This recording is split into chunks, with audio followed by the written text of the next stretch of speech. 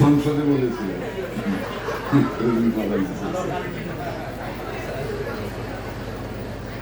Medical একজন চিকিৎসক হওয়া, আমি ছাত্রছাত্রীদেরকে অনুরোধ করব, first you have to realize what you are going to be,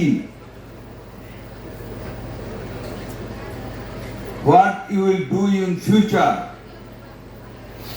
এটাকে তোমাদের অনুধাবন করতে হবে।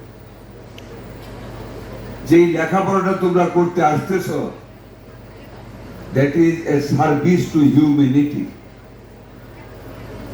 মানবতার সেবা।